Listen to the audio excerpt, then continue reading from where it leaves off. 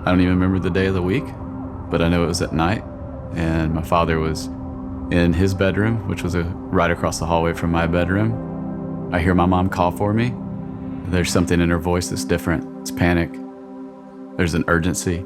I run into the room. My dad's on the bed, and he's not breathing.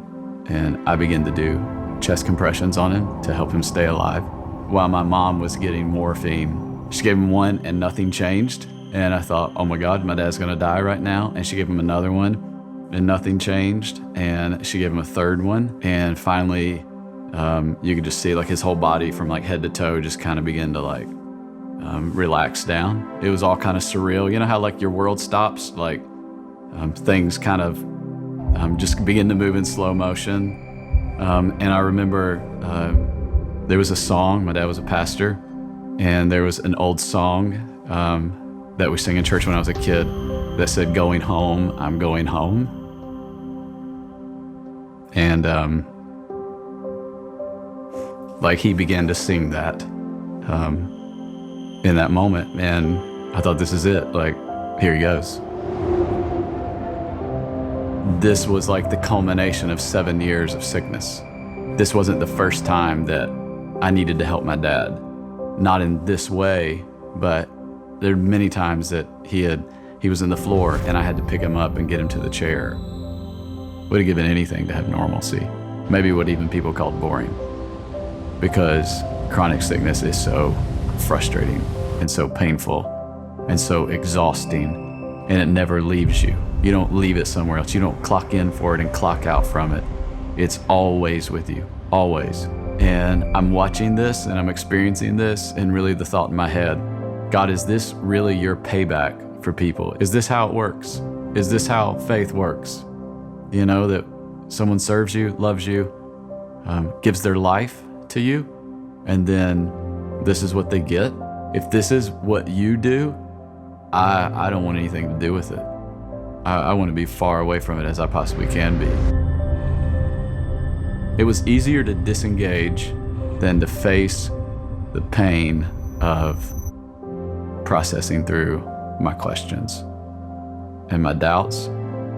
And I was faced with, I felt like that choice. Do I either disengage and cut God out of my life, or do I choose to believe that He's good, that He is good, Him in His character and nature, even though my situation isn't good, but He's good, despite my situation?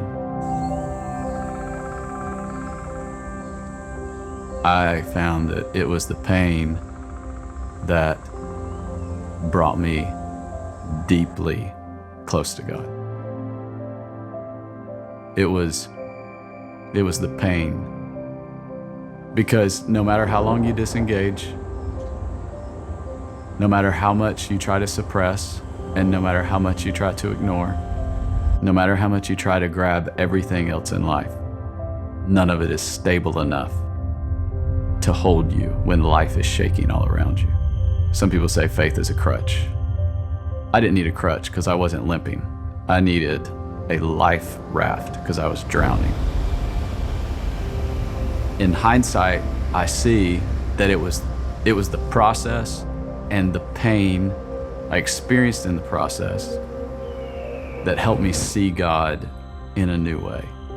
It was a 7-year journey with my father with this sickness, but it's been now a 20-year journey of making that choice every time life happens, that He's good and that He's working everything for my good. And so I choose to trust that, and I choose to see that in the middle of it.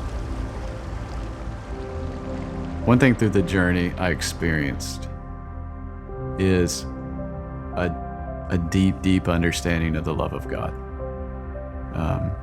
Here's what I learned, is that God's love doesn't mean the absence of pain, but it does mean His presence in the pain.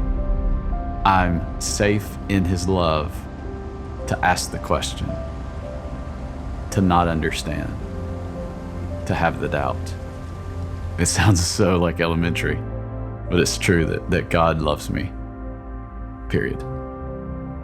Not God loves me if, or God loves me when, or God loves me because. Just God loves me because God is love. It's what he does. He can't help it. It's who he is. So if I get God, I get love. The pain was a gift in a way, because the pain produced what I have now, and I wouldn't give up what I have now for anything. I wouldn't give up the strength that I have now, and I wouldn't give up the faith that I have now, and I wouldn't give up the understanding of God's love for me that I have now. And so if it took the pain to get that, then I'm okay with the pain, because the pain was profitable. Something that I wouldn't trade for anything.